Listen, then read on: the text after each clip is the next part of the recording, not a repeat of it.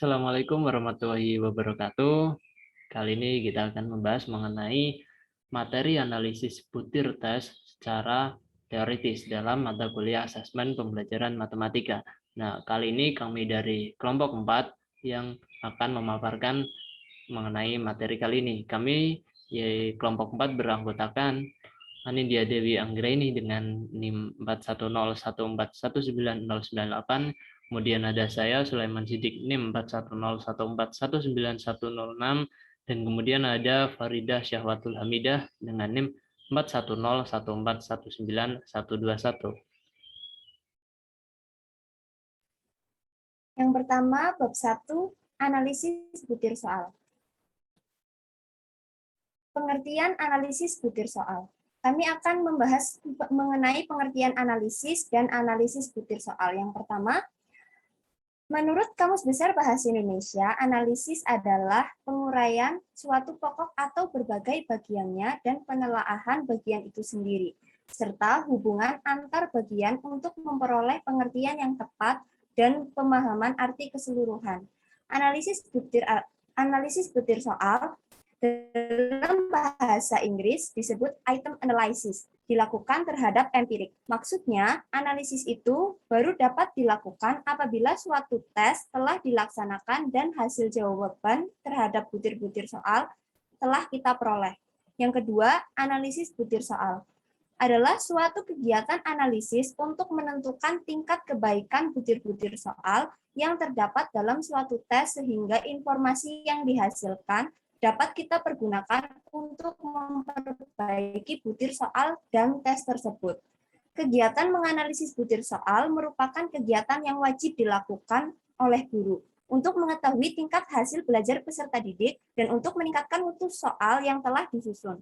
Kegiatan ini merupakan proses pengumpulan, peringkasan, dan penggunaan informasi dari jawaban peserta didik untuk membuat keputusan tentang setiap penilaian.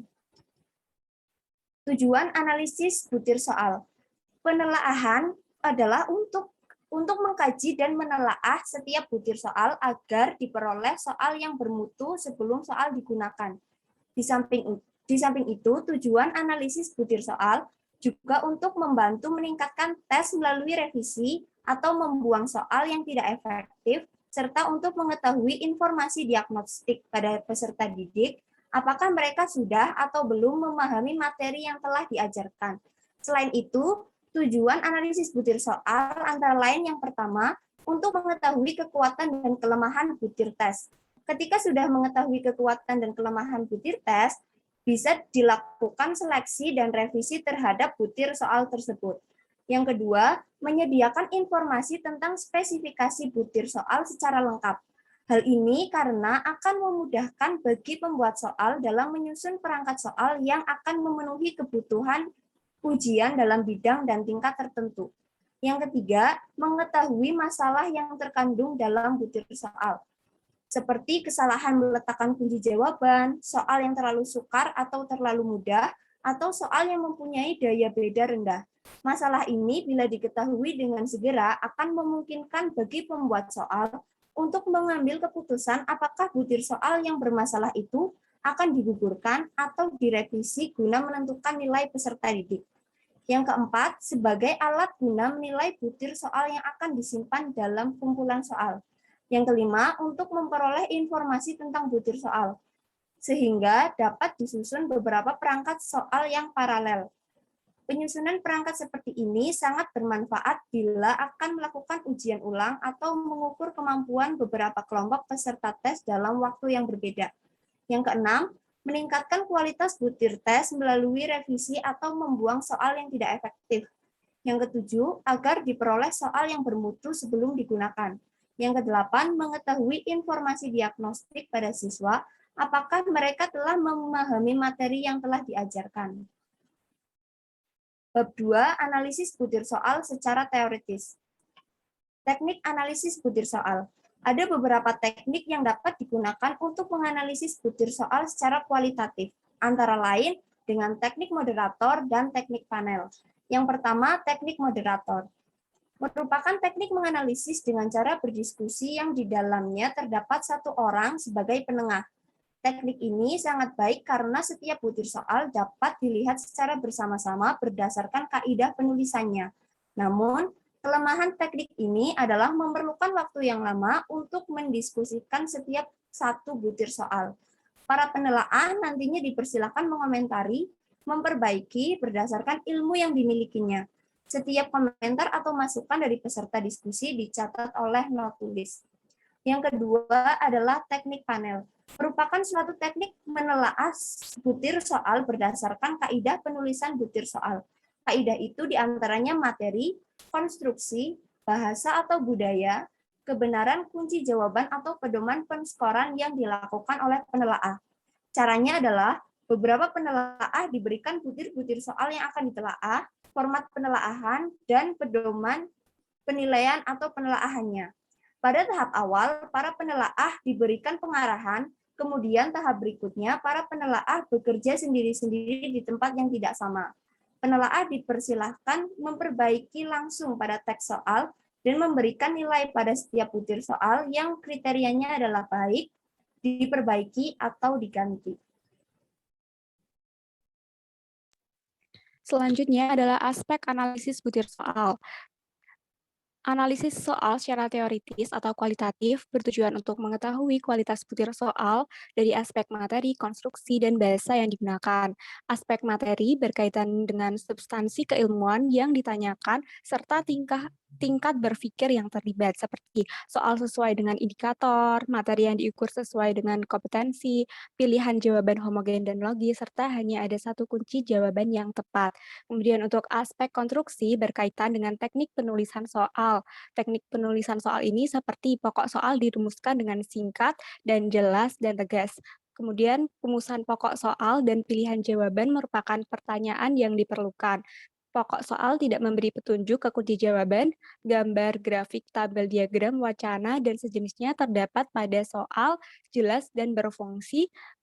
Kemudian panjang rumusan soal relatif sama, pilihan jawaban tidak menggunakan pernyataan semua jawaban di atas salah atau semua pilihan di atas benar dan sejenisnya.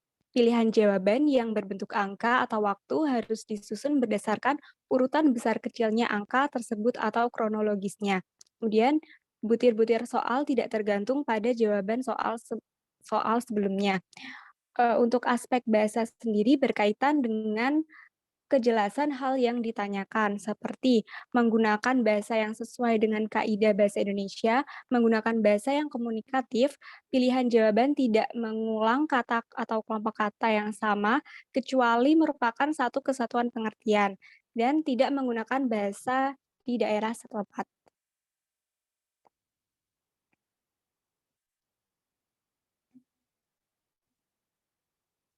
Bahan analisis butir soal meliputi kisi-kisi tes, kurikulum yang digunakan, sumber buku, dan kamus besar bahasa Indonesia.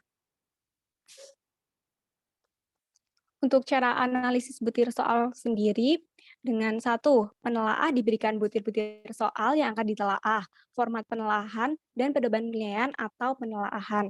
Yang kedua, penelaah yang terlibat dalam kegiatan penelaahan disamakan persepsinya.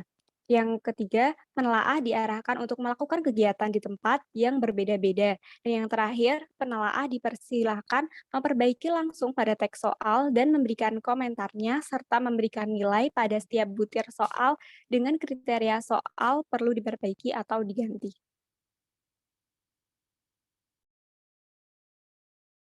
Kemudian dalam melakukan penelaahan butir soal diperlukan format penelaahan yang digunakan sebagai dasar untuk menganalisis setiap butir soal, sekaligus untuk membantu dan mempermudah prosedur pelaksanaannya. Terdapat beberapa format penelaahan yang sesuai dengan jenis soal. Yang pertama ada format penelaahan butir soal dalam bentuk uraian, kemudian format penelaahan butir soal bentuk pilihan ganda, kemudian yang ketiga ada format penelaahan butir soal bentuk tes perbuatan, kemudian ada format penelaahan butir soal bentuk instrumen non-tes. Nah, untuk contoh format penelaahan berikut kami tampilkan.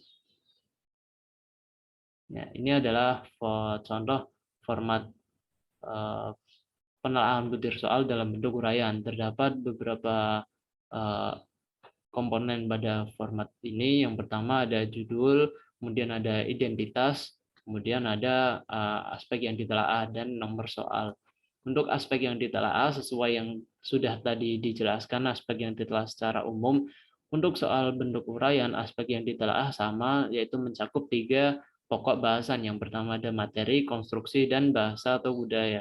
Untuk aspek materi yang poin yang ditelaah ada yang pertama, soal sudah sesuai dengan indikator. Kemudian yang kedua, batasan pertanyaan dan jawaban yang diharapkan sudah sesuai. Kemudian yang ketiga, materi yang ditanyakan sesuai dengan kompetensi, yaitu seperti urgensi, relevasi, kontinuitas, keterpakaian sehari-hari yang tinggi. Kemudian yang keempat, isi materi yang ditanyakan sesuai dengan jenjang, jenis sekolah, atau tingkat kelas. Kemudian untuk aspek yang kedua ada aspek konstruksi, di mana yang poin pertama yaitu menggunakan kata tanya atau kata perintah yang menuntut jawaban uraian. Kemudian ada petunjuk yang jelas tentang cara mengerjakan soal, kemudian ada pedoman penskoran, dan kemudian yang keempat, untuk tabel, gambar, grafik, peta, atau sejenisnya disajikan dengan jelas dan terbaca. Kemudian untuk aspek yang ketiga yaitu aspek bahasa atau budaya.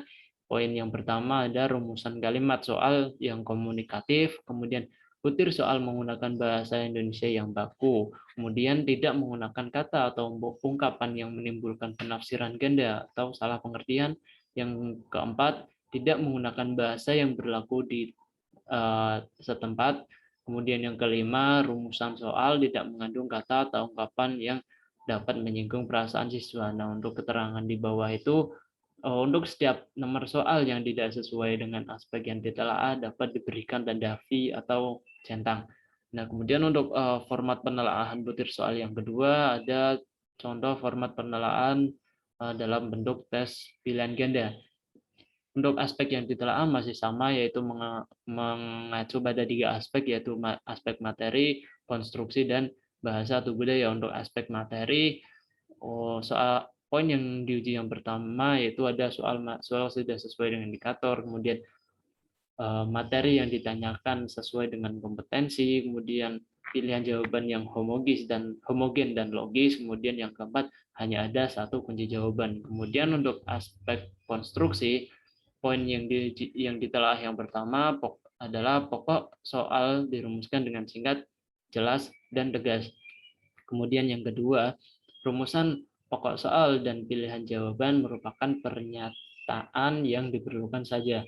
Kemudian yang ketiga, pokok soal tidak memberi petunjuk kunci jawaban. Kemudian yang keempat, pokok soal bebas dan pernyataan yang bersifat negatif ganda. Kemudian yang kelima, pilihan jawaban homogen dan logis ditinjau dari segi materi. Kemudian yang keenam, untuk gambar, grafik, tabel, diagram, atau jenisnya itu jelas dan berfungsi. Kemudian yang ketujuh, panjang pilihan jawaban relatif sama. Kemudian yang kedelapan, pilihan jawaban tidak menggunakan pernyataan.